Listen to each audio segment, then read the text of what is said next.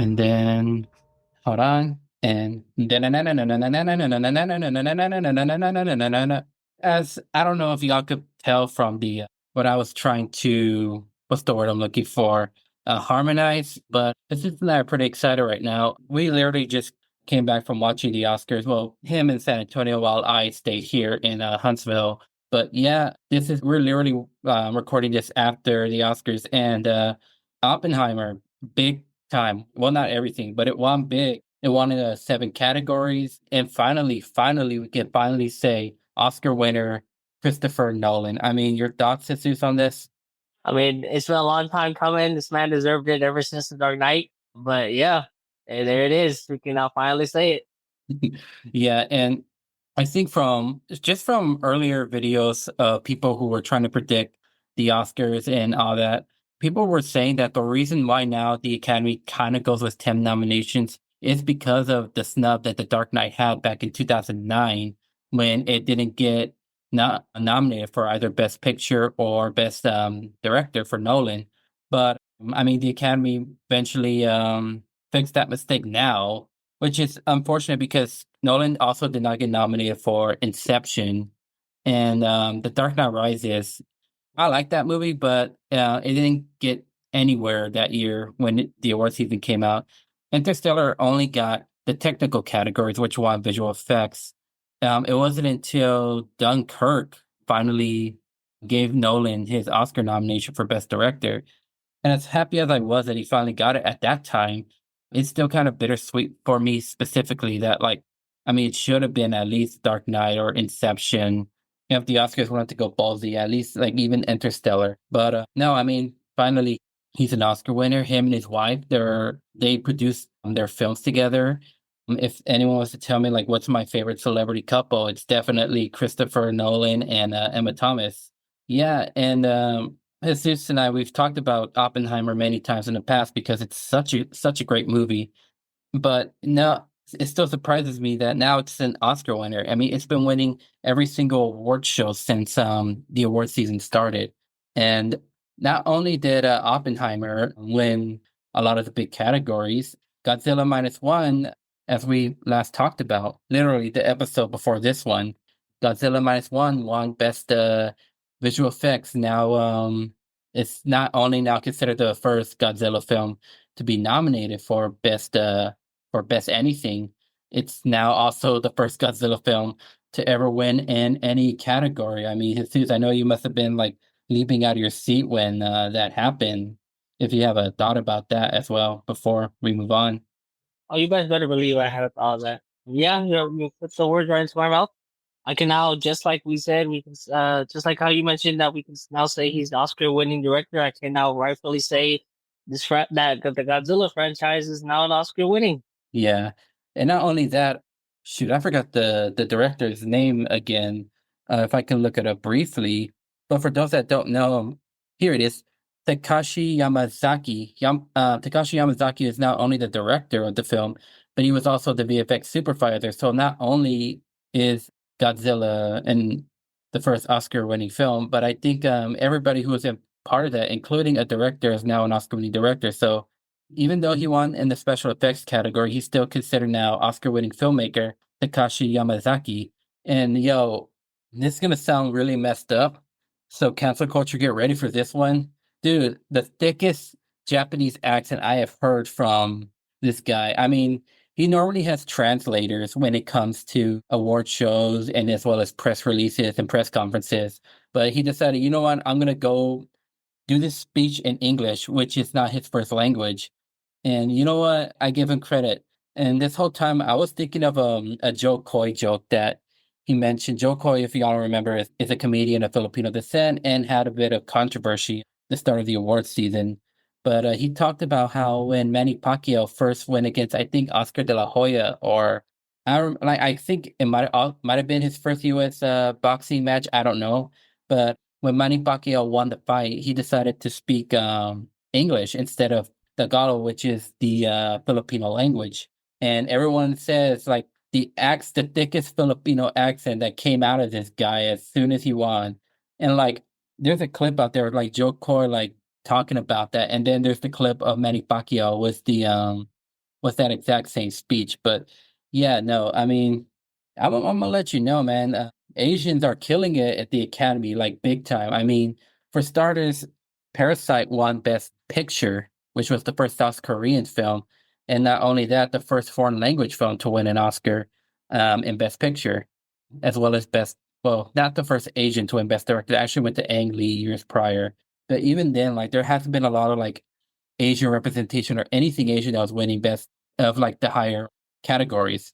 But it started off with Parasite winning Best Picture, and then the following year, Chloe Zhao, though the film itself was my own opinion, like Chloe Zhao won Best Director the next year for directing Nomadland, the second female to win in this category. And then the following year, I don't think anything there was, I think Japan won Best Foreign Language Film, if my memory serves me. And then the following year, Everything Everywhere All at Once, which I've talked about in the beginning of the season. So literally, like from beginning of the season, I was talking about the last year's Oscars to now this year's Oscars. You could tell like just how like behind I was throughout this season of doing my podcast, but I've just been busy. But I'm glad you guys have been sticking with me, trying to get everything out there. But to my point, last year, Everything Everywhere All at Once, Michelle Yeoh wins Best Actress. The Ki Hee Kwan wins Best Supporting Actor. Stephanie Hsu was nominated for Best Supporting Actress, but lost out to her co-star Jamie Lee Curtis. One of the Daniels, Daniel Kwan, who was Asian, of course, won Best Director, Screenplay, and Picture. And now this year, Godzilla minus one, Best Visual Effects. So the Asians are taking over. And I'm not saying that in a bad way. I'm saying it like we're seeing a lot more creatives coming out. And I hope to God no white supremacist is going to end up taking that part out of context because that's, yeah. But other than that, there are a few other like wins. Poor Things won some of the big categories, which is production design, makeup, and costume design, and of course, Best Actress. Emma Stone winning her second. And Jimmy Kimmel had made a joke about saying, "Hey, make sure y'all rip up that envelope just in case." Because if y'all don't remember how many years ago, it's 2024. So 7 years ago, wow, how time goes by fast. 7 years ago, La La Land was supposedly announced as the winner for Best Picture. And as the producers, because normally in the Best Directing category, and not in the Best Directing category, in the Best Picture category, the producers are the ones who win Best Picture because they're the ones who are in charge of the entire project within itself. So the producers were saying their thank yous. And it wasn't until that moment that the stage manager at the Oscars went up to them and said, "Hey, you guys actually did not win Best Picture." And it was because Warren Beatty, who was presenting the Best Picture winner that year, he had the wrong envelope. It was Emma Stone, because Emma Stone won Best Actress that year as well for La La Land.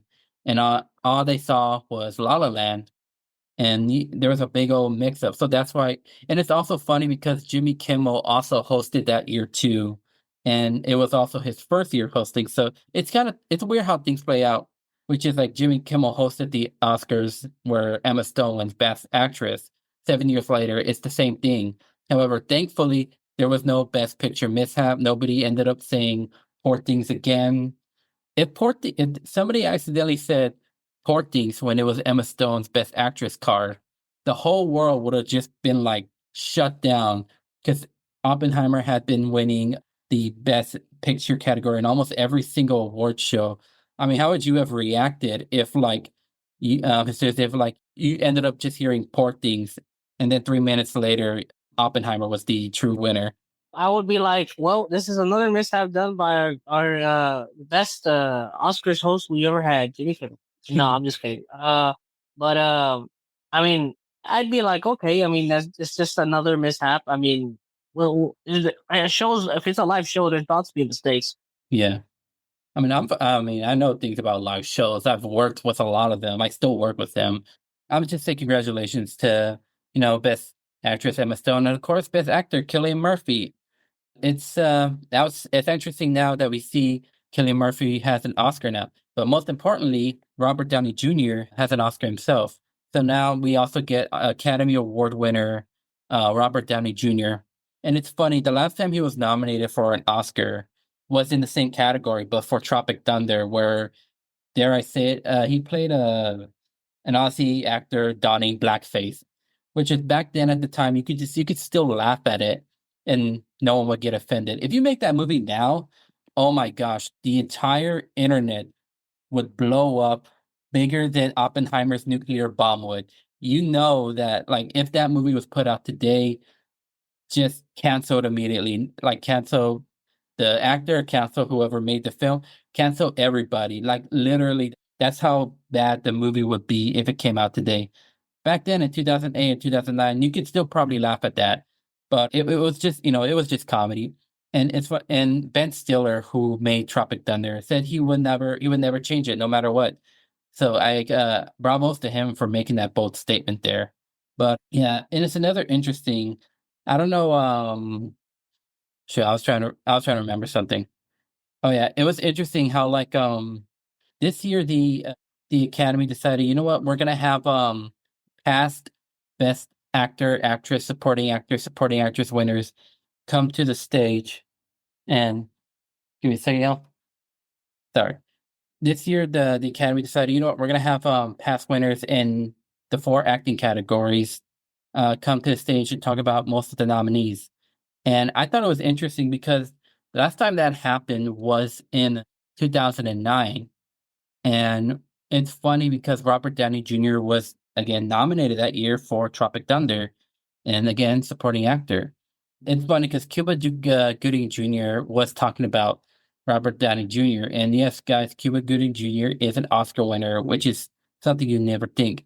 And you just hear like Cuba Gooding Jr. talking about it, goes, "Are you out of your mind?" Like it was interesting, and again, that was also the same year Heath Ledger won the, supporting actor Oscar, which, we all know sadly he wasn't there because, he passed away a year prior to that, and no, it was, interesting because, like, I never thought the Academy would do that again because that only happened once until this year. But I thought it was interesting. We get to see perspectives of past winners. Ben Kingsley was there. If y'all don't know, Ben Kingsley played Gandhi in the movie Gandhi. He played, I was gonna say the Mandarin, but like he played the fake version of the Mandarin in the Marvel Cinematic Universe. But that was the second time doing that. He did that again back in 2009, the first time around. But I thought it was and it's interesting is that also this show last was it started earlier and it kind of ended earlier. So we are not recording this like at 11:30 at night, which by the way, if it ended that late, I would not even like record it cuz or I would not be doing the podcast that late at night. But I'm so glad they chose to do the early route because yeah, that way we can all go to bed earlier and not have to like look at the time and be like, "Oh, it's midnight and the show's still going on." But no, it was an interesting show. Jimmy Kimmel did good as usual as the Oscar host. I mean, for a while now, they haven't really had like hosts. I remember like, and this is all. I mean, I personally blame Twitter for this, by the way, but it's because like when one comedian makes one joke 10 years ago, and then for some reason somebody retweets the whole ten that joke 10 years later, as soon as somebody gets a chance to host an award show, it just bugs my mind that people can hold a grudge for such a long time just so that they can wait for the right opportunity. And that's just how it's always been. I mean, Kevin Hart, who I'm talking about, had a chance to host the Oscars, and then eventually he was just a few tweets away from being so and so called perfect when a few tweets that were deemed homophobic at the time just like showed up out of nowhere as like 3 days after he was announced as the Oscar host. So the Oscar was hostless for a while, but and then 2 years ago they eventually decided to have hosts again, and the three women that were hosting it. I'm not trying to be sexist or any of that, but they did not have like that. Like, I mean, they weren't that funny of as hosts to begin with, so eventually they went back with Jimmy Kimmel. I mean, I'm fine with that. Maybe they could get some people, but I think it's just hard now to host an award show.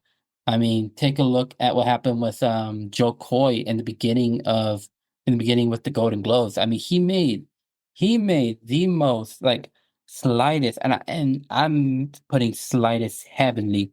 He made the slightest not slightest, he made the lightest joke about Taylor Swift, and she gets all offended.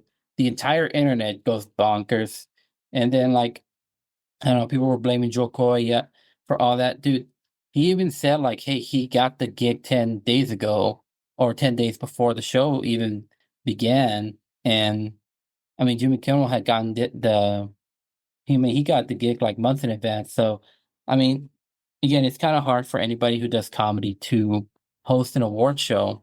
I mean, you can't expect people like, oh, were you gonna say something, Jesus? Well, I was gonna add if I may.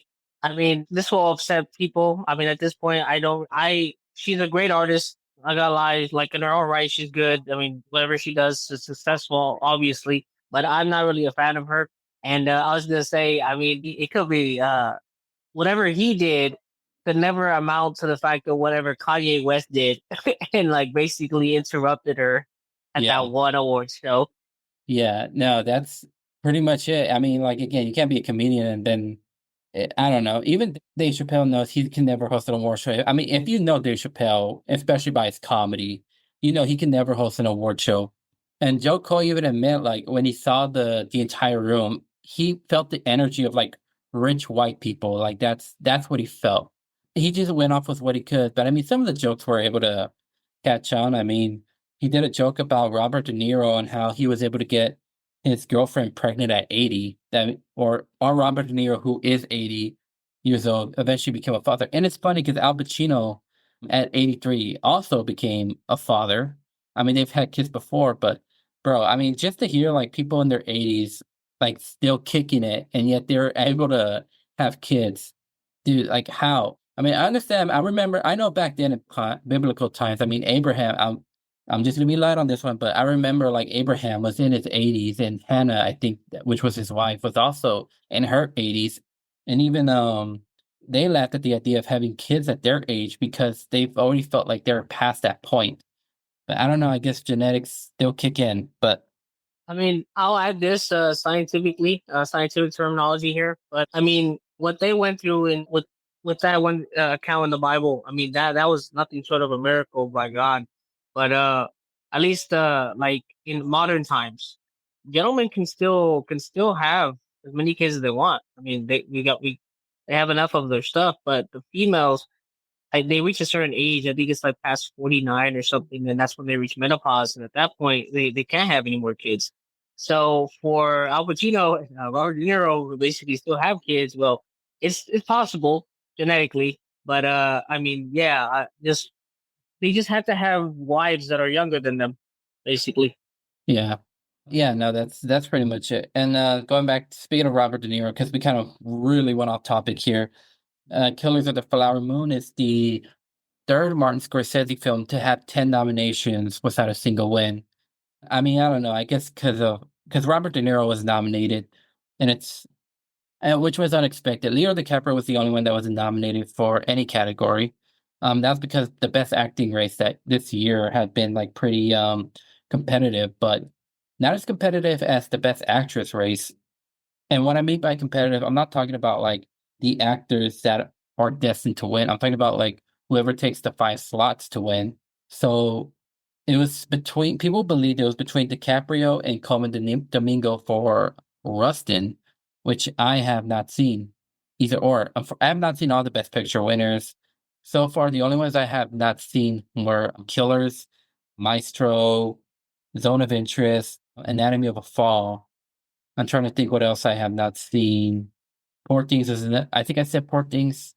But yeah, the main ones I've seen obviously were Oppenheimer and Barbie. So yeah, the Barbenheimer thing. But back to what I was saying for the best actress category, it was a lot of chaos because there were so many great performances by females, and there was only 5 slots. There were like 10 actresses all competing for who gets these 5 slots. And of all of them, Lily Gladstone was the one who took that fifth spot. Well, I wouldn't say she took the fifth spot. She took one of those 5 spots, but I don't think she took like the last two. But she is now considered the first Native American woman to ever be nominated in Best Actress.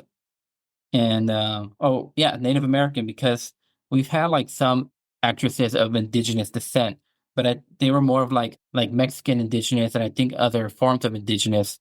So Lily Gladstone is the first American indigenous woman to be nominated for Best Actress. And I mean, if she had won, one, she would have beat out Emma Stone, and two, I'm trying to think, Killers would have gone home with one film because now it, as I said, is the third Martin Scorsese film to have multiple nominations, I believe 10, and not go home with any. The last one was also Martin Scorsese's previous film, which was The Irishman, which starred De Niro and Pacino. And then the first time that happened was back in 2003 when Gangs of New York was nominated again for 10 Oscars, did not win any of them. The one that could have won, but unfortunately Eminem was nominated that year and won. The one it could have won was Best Original Song by U2, and I hope U2 ever gets an Oscar because that's a band that really, really deserves one. And I know if we're going back to the Best Actress race. I know people were upset about Margot Robbie not getting nominated for Best Actress. I get it. I mean, I've seen some of my favorites not get nominated, and I've seen some of my favorites not get nominated for Best Act, well, Best Anything really. But Margot Robbie was nominated for Best Picture. She produced Barbie. She had actually no intention on ever playing Barbie in the beginning. She was actually just supposed to be the producer until she decided, you know what, I'll take on the role of Barbie. And I know it does feel weird though that like the biggest like female led movie to ever went big at the box office. I mean, and then not to get nominated for Best Actress. I get how weird that sounds, but if I look at this, if I look at the statistics of how everything was going down, she wasn't pushing herself for Best Actress, and I think that was intentional. Like, she wasn't, like, trying to get the Best Actress spot. She was more fighting for the movie itself rather than the performance she did in the movie. So, that was pretty much one of the things. The other thing is she was more fighting for, Ryan Gosling and America Ferrera for their spots in their nominations, again, rather than, as herself. So, yeah, I get, like, how people were disappointed, but, she was still nominated for Best Actress. I mean, not Best Actress, she was still nominated for, Best Picture, and if you guys finally wanna hear it, because I've been saying, "You know what, I'll give my thoughts on Barbie, I'll give my thoughts on Barbie," I can finally say it. Look, like I said, I did the Barbenheimer thing over the summer, and I think the movie is fine. I think it was alright. I wasn't that big into the movie, okay? Like the production, the settings, the costumes, it was all great. It was spectacular. I like how it was built. A lot of the jokes did land for me, but it's not a movie I would go back to constantly over and over again. I just wouldn't be going back to it that much. But I mean, and that's not to say anything bad about the movie. I thought the movie was fine. I mean, do I think it was a little bit goofy for my taste? Yeah, I mean, so are a lot of other movies that are even goofier than this movie. But yeah, that's just what my thoughts were on the movie. I know some say that there might be a sequel in the works or an idea of a sequel. I don't know for sure. If there is, and Nolan's better make a Barbenheimer Godzilla spinoff if he wants to compete that again. But as I mentioned to Jesus earlier before we even started, the Barbenheimer thing has finally actually ended tonight. Was Barbie only winning one award tonight? It only won one award, which is Oppenheimer won seven. So here's the thing: if we're talking money, if we're talking numbers, Barbie won the box office against Oppenheimer. It beat out Oppenheimer financially, even though yes, Oppenheimer did come close to $1 billion at the box office, but Barbie came even closer. So financially, box office wise, Barbie wins in in that category. Awards season wise, Oppenheimer beats it 100 times more. So let's put it like that. So officially, the Barbenheimer, it's not even a few, but I'll say like which came out the best. Obviously, Oppenheimer came out the best. Barbie, everyone thought Barbie was gonna make it.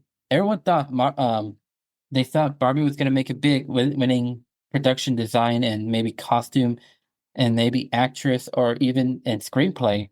But it only won best song, which was by Billie Eilish and Video Billie Eilish, and Phineas O'Connell.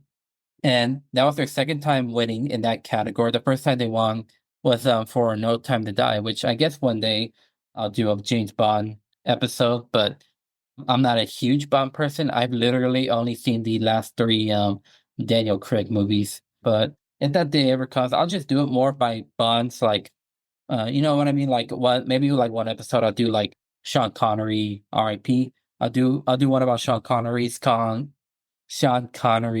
Bond, and then maybe another episode I'll do like Pierce Brosnan and then Daniel Craig until we probably at that point we'll finally see who actually does become James Bond, which some will say Cillian Murphy. I mean, now that he has an Oscar, he's gonna win big. He's gonna go big in more roles. I mean, some people are already predicting that he should play Doctor Doom in the Marvel Cinematic Universe. Obviously, I think he should because one, he's already played villains before. I mean, he played the Scarecrow in the the Dark Knight trilogy. So seeing him play Doctor Doom would actually be very, very interesting. And I would say the age fits considering that we have Pedro Pascal going to play Mr. Fantastic. But no, I mean, now that Killian has his Oscar, who knows where that can go to. I guess I'll take a quick break right now. I want to discuss more on the winners, but yeah, I would say this episode will be pretty short. But yeah, I'll take a break right now, and then it'll probably be the only break, and then we'll get back to it. All right, so stick around. Give me a second. All right, we're back to It's All About the Media podcast, and I am doing an essay the same night that I'm recording this. So, killing two birds with one stone tonight. Not a good way, but well, I mean, what is there a good way? But I do want to talk about more on some of the winners tonight. I'm just gonna voice some of the topics, such as like the shorts topic. Though I will say Wes Anderson is finally an Oscar winner. He's been nominated so many times for his movies, and he's never won until now for the live action short category. But unfortunately, he was not there. So many people who were finally going to say, "Yo, Wes Anderson is finally going to win his Oscar," are now like disappointed that he did not show up to accept it. But I'm pretty sure Wes Anderson is just making his next film. That's the best thing I could think of. But if you haven't seen any Wes Anderson movies, they're really interesting set decoration wise as well. I mean, if you watch the Grand Budapest Hotel, if you watch the It's French, fantastic, Mr. Fox. yes, Was awesome. Fantastic Mr. Fox, Island of the Dogs, you got to check them out. They're very interesting, and the fact that he does his own style in a short film category. But I think from what I've heard is one of his films is like multiple short films that came out last year. This just happens to be the one to get nominated. But yeah, some of the other short categories I'm not like documentary short and animated short. I'm not gonna talk about too much because I don't know too much about those. Though I am in the process, or not in the process, but eventually I will start a documentary short in the fall. I had to take a break off of it just because of financially, and also just trying to finish school. So I will finally probably start that around fall. But other than that, best animated feature film. It came down to two movies. One of them I saw last night, or last night of this recording. One of them is Into the Spider-Verse, and not Into the Spider-Verse. I'm Hold up, sorry. hold up. Sorry, so I'm so sorry. Hold on. You just barely saw Into the Spider-Verse last. Yes, My dude, you have been missing out. I mean, it's a good movie, right? I'm just saying, yes, it is such a good movie. yes. And then you said you saw The Boy and the Heron, right? Or was that a different film you said you saw? No, The Boy and the Heron, my brother and I saw. We saw like I think three. Well, it just came out and it's a week. Okay. But yeah, it was between those two movies.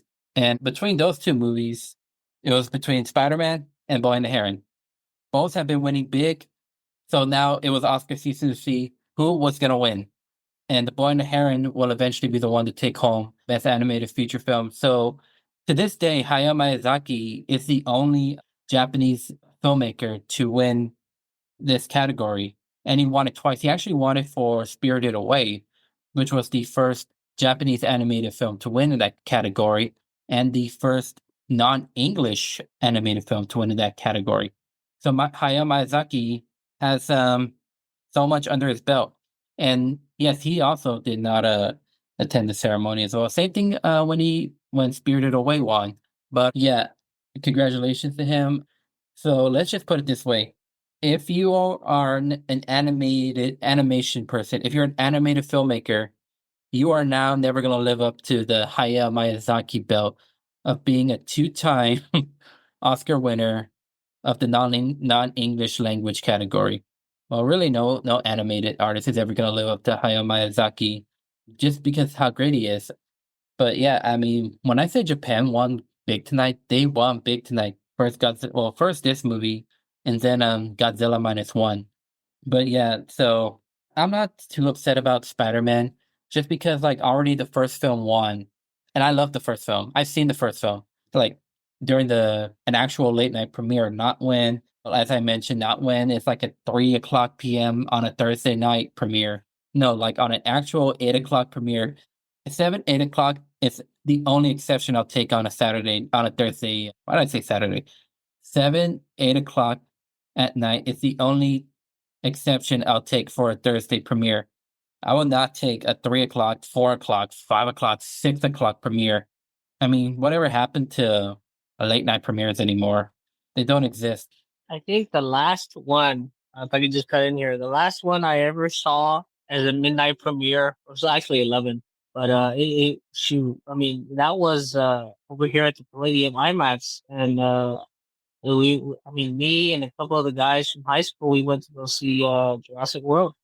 Oh, wait a second. I think no, that was a different time you and I saw it. But that's pretty much I don't know where I was going with this. But yeah, I mean I would say there's no such thing as late night premieres anymore. Last time I did it was when I recently saw Dune Part 2, but I think that was like an 8 o'clock premiere. I gotta hold on. I got a picture of my ticket. My ticket is in my car actually still. Interesting fact though, the theater I saw Dune Part 2, at the same theater I saw Godzilla minus one minus color. And that same theater is sponsored, or not sponsored, but is a part of theaters, the Santikos Theaters, which is a big company to in San Antonio. So shout out to Santikos if they ever listen to this.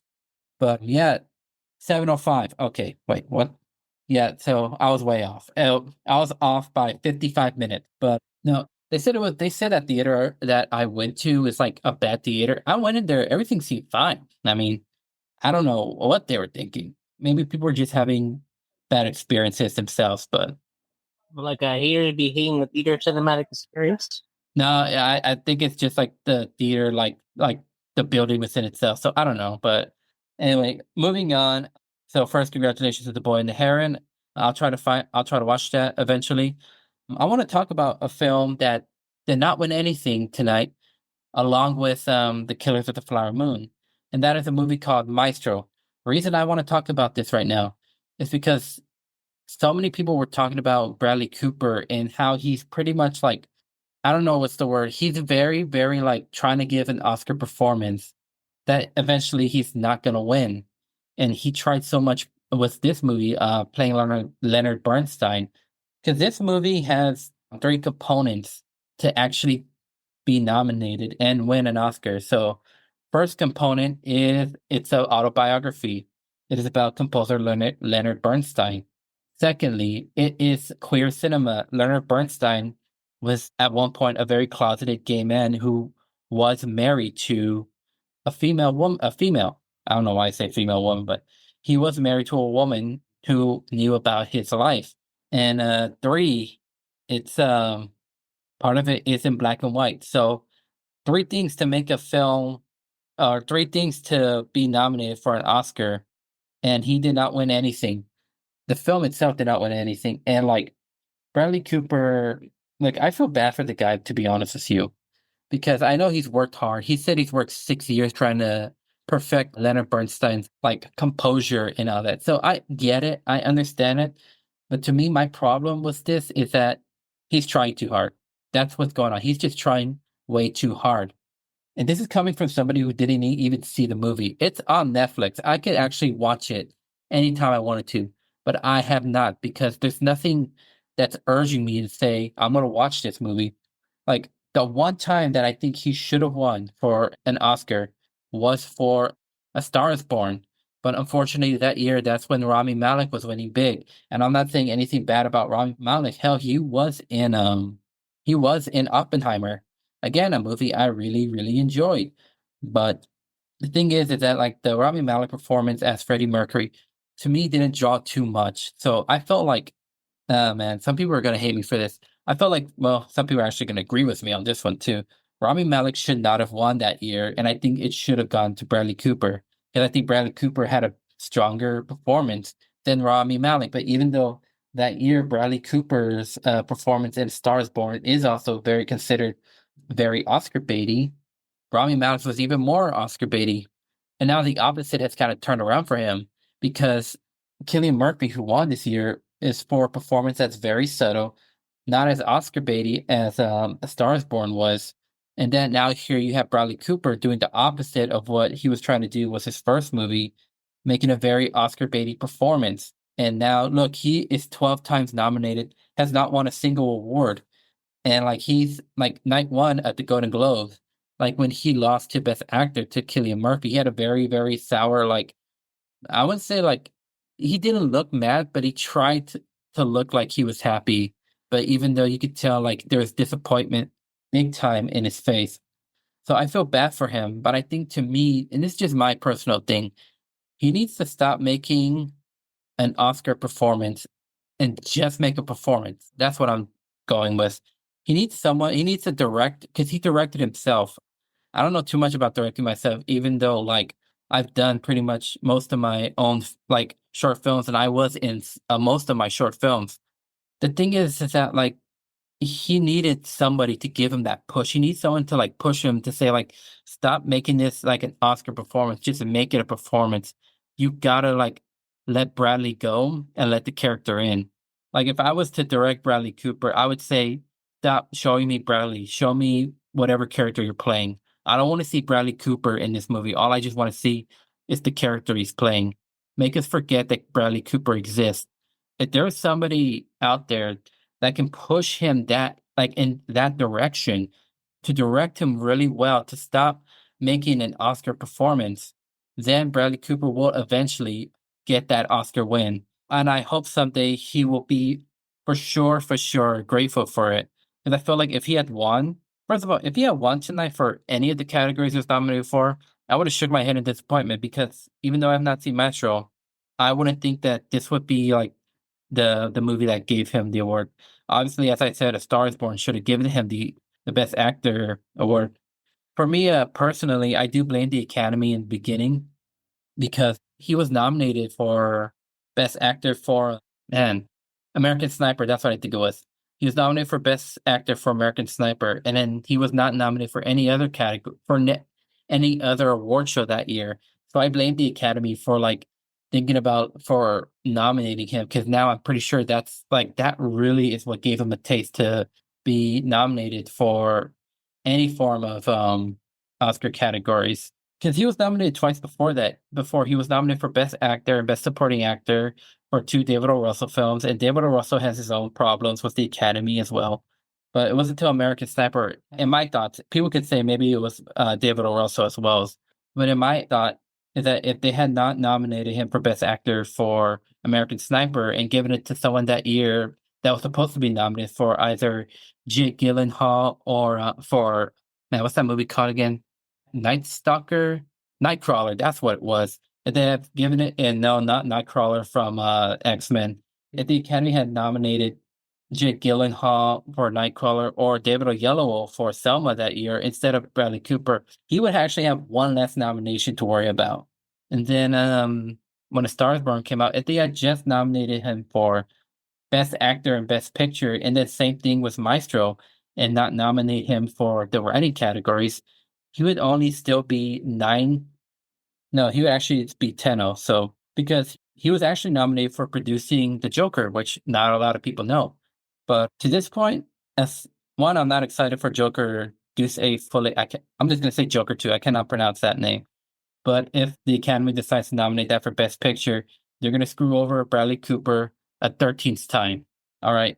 Again, he needs someone to guide him well. That's what he needs, like his own Uncle Iroh, in my personal opinion. So I hope one day he actually does get nominated and win for a movie that actually shows off his artistic talent, for a movie that's like, you know what? He does deserve an Oscar for that film. All right. Because when heard of Maestro, when I looked into Maestro, even I was like, okay, I think he's just trying too hard, which those who've seen the movie have said that Cooper is trying too hard. But I mean, because he was trying too hard, Maestro went home without an Oscar, and people were thinking it was going to get best makeup, which eventually not, because if you know the story, Bradley Cooper had a controversy because Leonard Bernstein was Jewish, and Jewish people are always told they have big noses, so they had to give him a prosthetic nose. And though the like many people thought that was being racist, Leonard Bernstein's children and that's like a Jewish society, I don't remember what it's called, but they said they don't find anything wrong with it. But I don't know, again, he needs somebody that's gonna like actually give him an Oscar. He needs to stop trying. All right, because you're this dude's already old 12, and at one point, if he keeps doing this, he's gonna be old 13, 14. He's gonna keep losing. He needs a push. Moving on from that, actually, I'm trying to think where to go from that segue, because that was like a 5 minute rant. I guess I could talk back to Oppenheimer again. Oppenheimer, as I said, won the two acting categories and director, producer. It won Best Score, which deserved Best Score. I mean, Ludwig Göransson. The reason why I'm saying it like that is because when I look back at the Oppenheimer episode, I realized also that I was saying the name wrong. So I want to say it right. Ludwig Göransson did an amazing score. He's already in John Williams, Hans Zimmer level. I've listened to that score God knows how many times throughout the year. But yeah, I'm glad he won. And this is also his second time winning. He won for doing the music for Black Panther. So I'm so happy that he took home his second Oscar for scoring. I just hope it doesn't come to a second John Williams, which what I mean is like getting nominated like 50 other times, literally 50 other times. John Williams has been nominated 55 times and has won 5 awards for scoring. And he was nominated again this year for Indiana Jones. A lot of people were actually disappointed because like it's pretty much the same Indiana Jones theme, but I have not seen the movie yet, so I don't know if there was anything new. Jesus, do you have anything about that? Well, I'll tell you this much. Watching the show and everything and hearing the nominations, I knew for a fact he wasn't gonna win. I can see why people are disappointed because I mean he is getting close to his swan song and whatnot. So I'm thinking that they want him to win something, but the fact of the matter is he's already won. He's already won an Oscar for a performance with Schindler's List. Well, wait, I think I'm confusing either. It was Schindler's List or Jurassic Park. No, It was one of them. it was Schindler's List. Okay, so Schindler's List, and then Jaws. I mean, Yeah, there's that. Star So Wars. like, you know what I'm saying? I mean, yeah, Star Wars. I mean, look, he won awards. That's the Yeah, thing. But I get why people are trying to root for him to do it. I mean, I expected Ludwig to win. I mean, that's just going into the theater watching Oppenheimer, knowing the fact that you have special effects on top of everything, and you're watching the film. That music just hits, man. It's like, and you hear the music, Robert. It's just, ooh, literally. that's just amazing. But yeah, I mean, at some point, you and I are gonna have to sit down. I mean, if you watch it on your own, great. But if you feel like you don't even want to pay to watch Indiana Jones 5, I'll gladly lend you my copy or something because I mean, I don't have it yet. I'm still debating about whether or not I just want to wait until the price lowers itself. It's like $30 right now. I know I'm going on topic, but it's like $30. I'm waiting. Rise of Skywalker I can find for like $7 off on a yard sale. Yeah. I'll wait for Indy 5 to come out at some point for like $10. I mean, I'm not holding out for it. But yeah, I mean, well deserved for Ludwig. Well Yeah. deserved. And then not only that, but also on best cinematography, best editing, again, predicted as well, deserved. I mean, I want to find myself more as a cinematographer than as a director, but that means I have to do a lot. Well, you know what? I don't have to really have to do a lot more work. I just need to have a bigger eye in things as a camera person. That's what a cinematographer is, by the way, which is just a camera guy. But yeah, cinematography, film editing, well deserved. The Zone of Interest is another film I have not seen, but The Zone of Interest, it's actually a very interesting movie. Think of, trying to think of almost like The Boy in the Striped Pajamas, the ambiance, you hear more of what's happening on the Auschwitz camp than what's happening in the to the family. Because this movie was about a Nazi family that moves next door to the Auschwitz concentration camp. Sorry, I had a big meal for the Oscars. The only thing I was missing is some paleta payaso, but if you guys don't know, that's clown pops. That's like a lot of Hispanics like to eat is paleta payaso. What I was gonna say is that like it's a family, it's a Nazi family that moves into a concentration camp, and you hear like what's happening into the camp, but the family that moves into that moves into the house next door are totally oblivious to what's happening. So I get why it beat out Oppenheimer for sound because I mean, as much as I really, really, really wanted Oppenheimer to win Best Sound specifically for, that the bomb testing scene, I get it. I get why the Zone of Interest won because it wants you to get a different perspective of what's happening. If you were in the shoes of the family living next door to a concentration camp and you're just hearing things and yet they're just going off by their day. Interestingly enough, Best Actress nominee Sandra Hüller was not nominated twice. Two of her films that she was in were nominated for Best Picture, Anatomy of a Fall and The Zone of Interest. I really got to see those. Maybe you and I, Jesus, can catch up and watch those. But yeah. What else is there? Trying to think. Best Actress, Best Sound. I think I've covered every category so far. Yeah, I think I've pretty much covered every category except like the documentary short, and animated short. Animated short. That's something I need to talk about. Yo, we got Like a that Sean Lennon. Sean Like that's Lennon. crazy. Yeah, no, Sean Lennon was there. I guess I could talk about John Cena just showing him naked on stage, but no, I actually want to wait to see how because I watch a bunch of like people who I watch a bunch of videos of people who like talk about the Oscars. I want to see their reaction. So Oscar experts, Luke Harefield, Austin Burke, the awards contender. I'm gonna look at what y'all thought about this one because you guys talk about it more and just y'all's reaction. I want to see y'all's reaction to the whole John Cena thing. By the way, I never thought I would see John Cena at the Oscars, but well, first of all, I never thought I'd see John Cena at the Oscars. But if I thought, I mean, I never would have thought of that.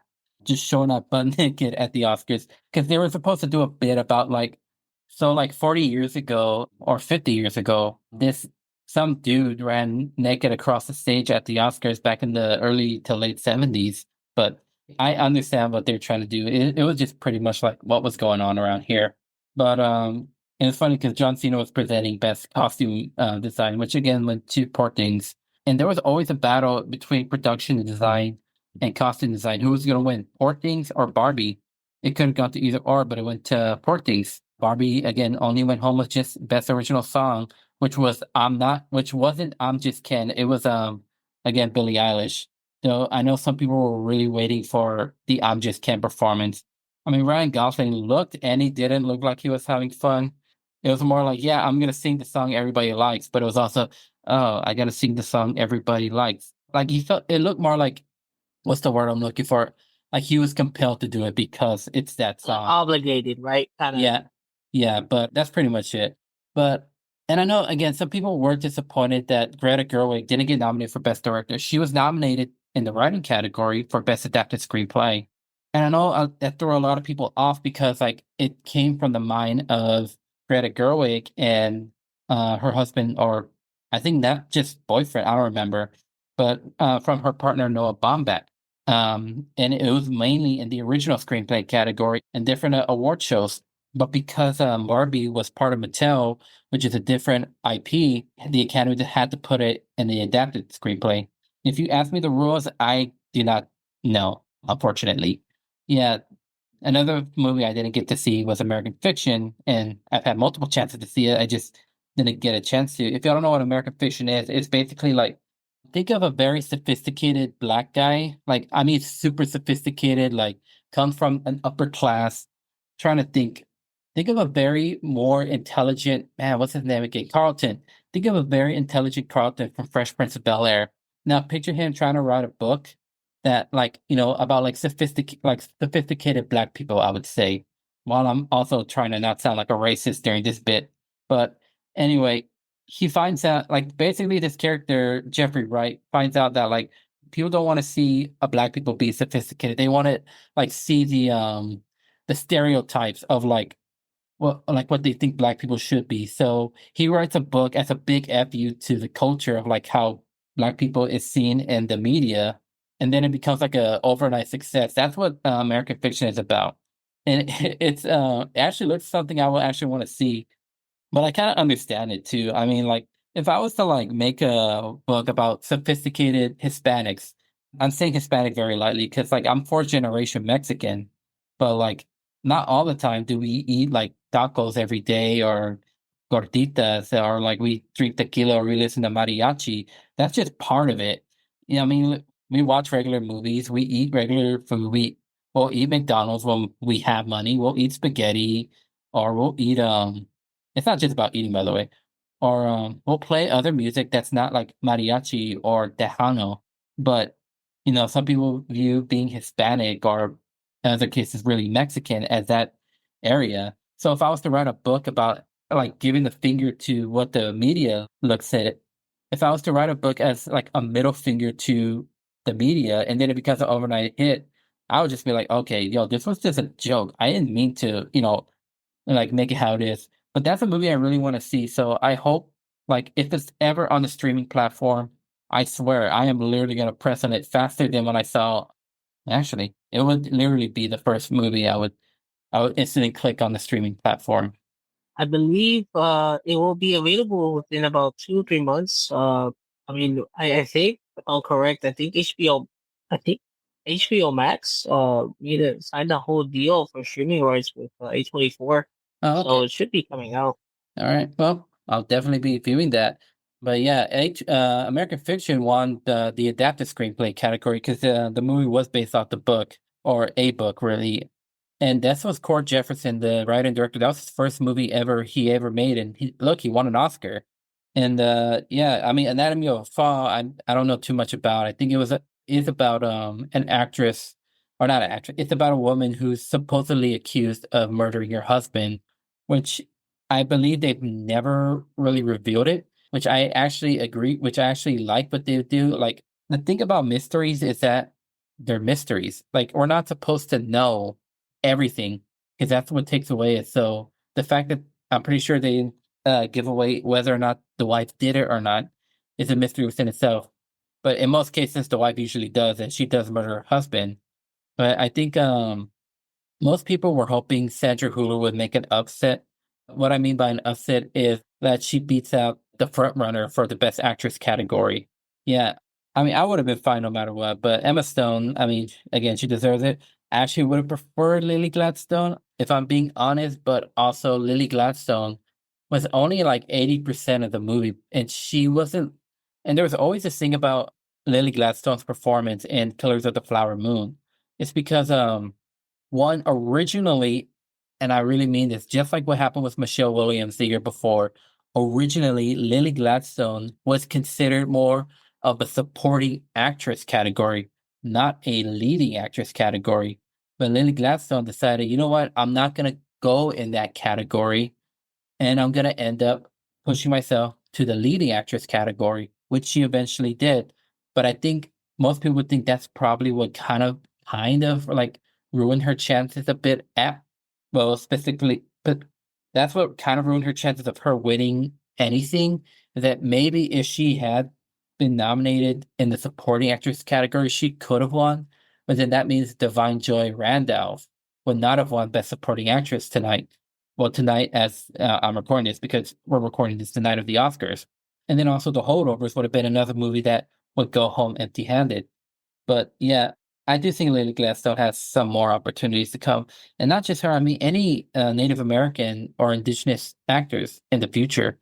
I can't believe that Wes Studi, a famous Native American actor, has never been nominated for an Oscar, but he did get an honorary Oscar. But I mean, that's just life. And to this day, we still don't have a black director that ever won the directing category. So who knows what's if that's ever going to happen? We're close to. We are literally, as of this recording, 4 years away from being 100 years, and we still have never had a black director ever win Best Director. I'm calling it now. Jordan Peele will be the first. either Jordan Peele or maybe if what's his name, Spike Lee. If any of those two have a movie in the future, one of those two is gonna win. If it's Jordan I Peele, also now I was gonna say if Jordan Peele wins, I'd be super happy because then that means another horror movie could win best picture and director. But right. we I was just gonna correct myself about something guys I mentioned previous. American Fiction is more likely gonna be airing on or streaming on Amazon Prime, okay. just because it's from Orion Pictures, not A24. At this point, every time I see a movie that just feels like it's an indie film that just fits A24, it's like American Fiction. Really, I thought it was A24. Oh But no, it's actually from Orion Pictures that Amazon bought out from or bought MGM Studios from like 2 years back. yeah. So it should be out on Amazon Prime. Yeah, I'm surprised Orion is back. Actually, you have not heard much about. We have not heard much about Orion in a long time. One of these days, I'm pretty sure RKO is ever going to come back. That if we all don't know, RKO is a very, very, very old film studio. I mean, like super old, like 1933's King Kong old. Like when that was the studio that made the first King Kong movie. But back to my point, and I do have to make another correction, by the way. I keep saying that there was in Oppenheimer, there was a guy that was like trying to blame Oppenheimer for everything. Not Louis Strauss, but the one in the courtroom. I kept calling him Jason Isaac. It wasn't Jason Isaac, it was Jason Clark. So that's where I had to also make a correction there. Jason Isaacs is the guy who played Lucius Malfoy in Harry Potter. But it was just a small minor thing I had to correct there. But again, I am so happy that Oppenheimer took home the best picture, best director category. Again, RGJ and Cillian Murphy are now Oscar winners. And again, well deserved, especially for RDJ. I don't know, I didn't know whether or not Cillian was officially going to win when I first saw the movie, but I knew RDJ was going to he was going to win. There was no doubt in my mind. He pulled off a performance that he hasn't had in such a long time because remember, Robert Downey Jr. Spent 10, 11 years at Marvel. And I'm not blaming Marvel for anything. I mean, yeah, I mean, I liked him as Iron Man, but I think my problem is when it comes to actors who play like very famous like roles that they've played nonstop, I feel like it hinders them from actually giving a good performance. So now that, he's no longer with Marvel that we know of so far, he can make a great performance. So now Oppenheimer was that performance. Again, Cillian Murphy, great performance. It was a very subtle performance. It wasn't showy as a lot of other performances were. Emily Blunt. I mean, I'm surprised this movie was her first Oscar nomination. I felt like she should have been nominated in the past, but I think but I also think she hasn't really done much in the past to give a performance. But maybe she'll win one of these days. So far as we know, Christopher Nolan wants to make a horror film. I cannot wait for that because I know like it's gonna be something. And I definitely know definitely the sound is going to play big in that movie. Because we all know when it comes to sound and Christopher Nolan, he really loves to play with it. So it's not, and it's funny because I know like he's going to be that director that is not, and I know he's not going to use jump scares, but he is going to use sound in a way that's going to terrify us. So I really, really cannot wait for that. Why am I excited to be scared? I don't know why. Maybe because it is Christopher Nolan. But now I can say And it. it's going to rejuvenate the horror genre. It's not just going to be like to the point where now we have studios like modern day studios like Blumhouse that just milk the heck out of just jump scares. It's now going to be let's just yeah, we have every right to be excited. I mean, this man is going to use sounds in the most perfectionate way possible. There's the likes of Jaws where people get freaked out over just some music. Like I fully expect that to be the one thing that's genuinely scares Yeah. But other than that, man, I can already now see it now from Academy Award winning director Christopher Nolan. Like it's a reality I never thought I would see. The also reality was Steven Spielberg and Christopher Nolan on the same stage together, especially Steven Spielberg presenting the award to Christopher Nolan. Yeah, I mean, I just can't believe it. it's like the father was handing down the torch to the future generation. Son. Yeah, but I think that's all I have for tonight. Yeah, that's pretty much all I have for tonight. Dude, it's weird that I have two Oscar episodes in one season, which really lets you know like how far behind I had been on my podcast episodes. I was debating whether or not this was going to be my last episode of the season or do another episode and have that be the last part of the season. So this is the second to last episode of the season. I have something very special for our final episode. Well, for my final episode, and it is going to be a very sovereign one. I'm not going to tell y'all what it is. I want y'all to be surprised. But guys, this was a very interesting Oscar, very predictable Oscar at certain points because obviously, Oppenheimer winning everything again. Not disappointed because I'd rather have it win everything. All right, than have it to be another Nolan film that gets shut down. But other than that, y'all, Jesus, thanks for showing me coming back last minute. I know I gave you this information last minute, but thanks for sticking with me for this episode. Thank God, everyone. Again, I know I've been very what's the word? Again, I haven't been releasing a lot of episodes or releasing them days or a month within a recording, but I've been busy. I've been trying to save money so I don't have to like pay somebody to edit my podcast, but if I do, I do know someone who does edit my podcast for me, but sometimes I just can't like pay him at that time. So I have to figure out a time to edit my own episodes. But again, thank God for sticking by me within 1 year of just one season, which is going to be consisting of 9 episodes so far. This is the eighth one, but the next one will be the ninth and season finale. But I do thank y'all for sticking with me. And I hope when the fall comes, I can actually produce these weekly or at least bi-weekly rather than like trying to like squish everything all together. And I've just been busy, but I really thank you guys for sticking by me.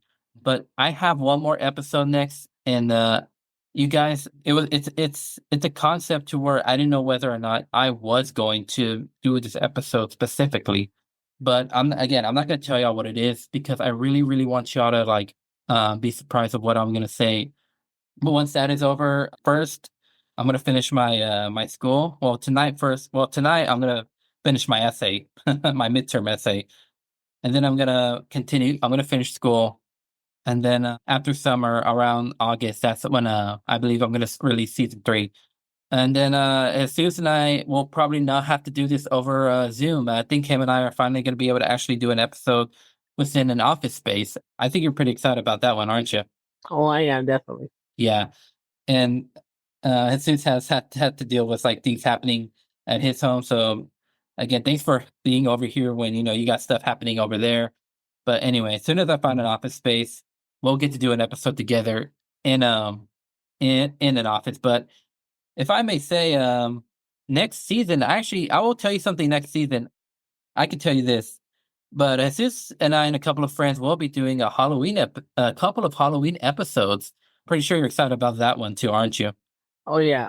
And just to be excited. I mean, I know you won't be able to be with us around this time, but Kevin and I actually got tickets for a long-awaited re-release, which is George Romero's Dawn of the Dead. Mm. Yeah, I so mean, it hasn't been in theaters for so long, just due really, to rights issues and producer credits and whatnot. So, I mean, the fact that it's finally being released again after a long time, I mean, as soon as I saw it, like it's on a Friday at 9:30. As soon as I saw that April, I just said, "Oh, yeah. But anyway, like him and I and a couple of other friends will be doing some Halloween episodes where each of us will be discussing favorite horror films within a certain subgenre.